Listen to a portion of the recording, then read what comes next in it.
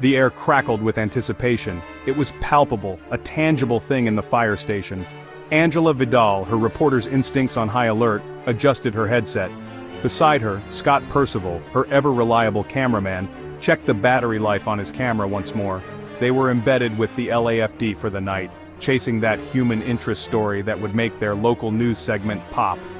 The firefighters, a motley crew of seasoned veterans and bright-eyed rookies, went about their routines, their faces illuminated by the flickering television screen or the harsh fluorescent lights.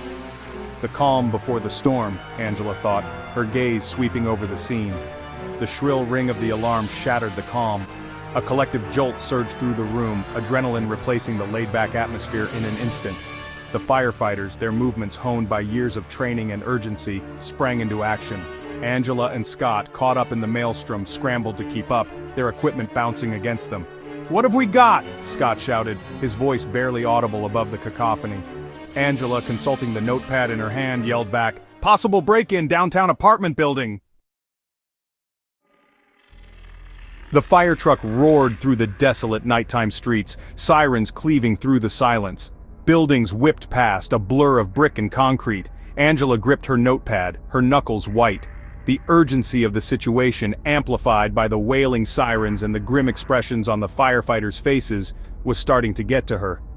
Scott, ever the professional, kept the camera steady, his eye glued to the viewfinder. He was used to this, the adrenaline rush, the uncertainty that came with chasing a breaking story.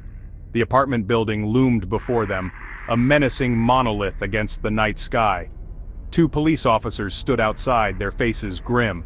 "It's on the third floor," one of the officers said, his voice tight with apprehension. "We tried to get closer, but—" He trailed off, shaking his head. The firefighters exchanged uneasy glances. Whatever awaited them inside, it wasn't going to be good. The air in the building was thick with the smell of stale sweat and fear. Angela, her heart pounding against her ribs, followed the firefighters up the narrow stairwell, Scott right behind her. The flickering fluorescent lights cast long, distorted shadows on the walls. As they reached the third floor, a low, guttural growl reached their ears. The firefighters froze, exchanging uneasy glances. "What the hell was that?" one of the rookies whispered, his voice tight with fear. The door to apartment 303 hung open, revealing a scene of utter chaos. Furniture was overturned, shards of glass littered the floor, and a dark, viscous liquid stained the walls. A woman, her face contorted in a rictus of rage, stood in the center of the room, her eyes wild and unseeing. "Mrs. Espinosa?" one of the firefighters called out, his voice cautious. The woman, if she even registered his presence, gave no indication. She just stood there, swaying slightly, her eyes fixed on some distant point beyond the confines of the apartment. One of the paramedics, a young man with kind eyes and a nervous disposition, stepped forward. "Ma'am, are you all right? We're here to help." The woman lunged with startling speed, her teeth sinking into the paramedic's arm. A collective gasp went through the room. The paramedic screamed, a high-pitched sound of pain and terror that was abruptly cut off as the woman shook her head violently, tearing a chunk of flesh from his arm. Chaos erupted. The firefighters, their training kicking in, rushed forward, trying to subdue the woman. She fought back with unexpected strength, her screams echoing through the apartment.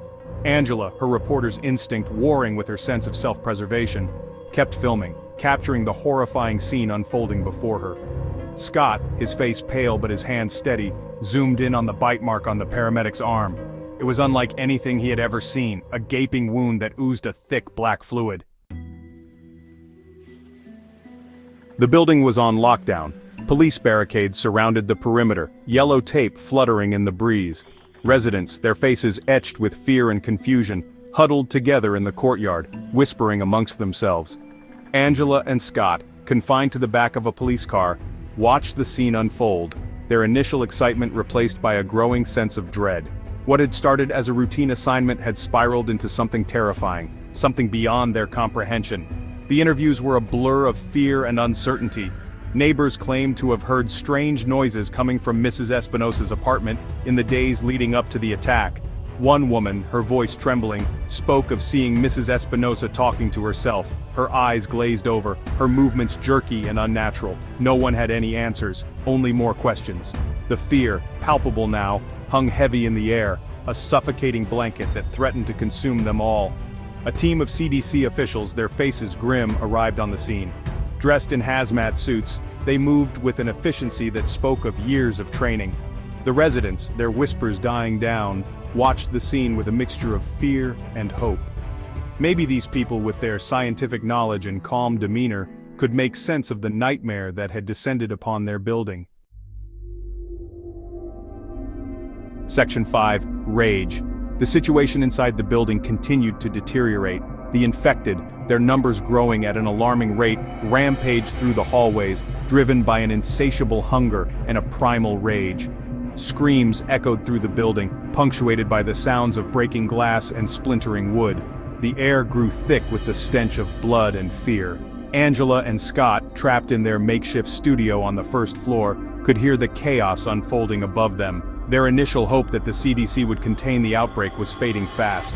The sounds of violence were getting closer, each scream a stark reminder of their own vulnerability.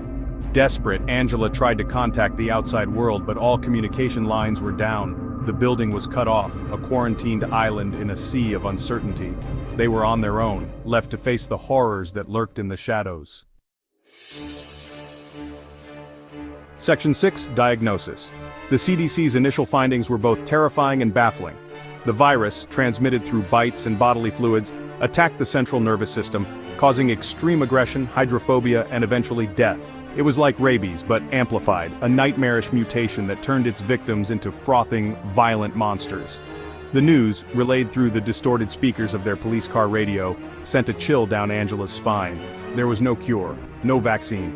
The infected were beyond saving. The only option was containment, to prevent the virus from spreading beyond the walls of the quarantine building. But how do you contain the uncontainable? They were trapped in a powder keg, the fuse already lit. The infected were everywhere, their numbers growing with each passing moment.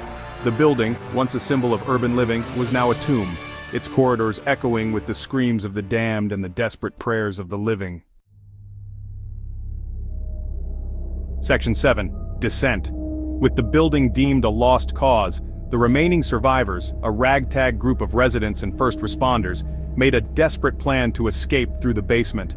Angela and Scott, armed with nothing but their cameras and a sliver of hope, joined the desperate exodus, their every step fraught with danger.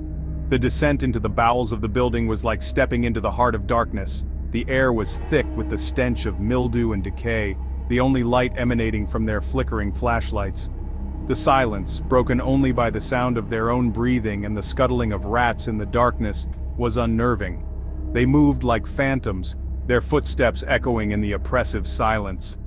The weight of the building, of the horrors they were leaving behind, pressed down on them, threatening to crush their already fragile hope.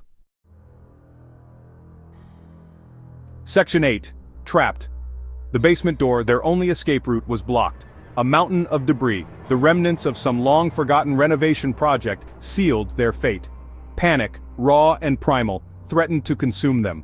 They were trapped, caged animals awaiting their inevitable demise. Someone suggested the roof, a long shot, a desperate gamble, but their only option.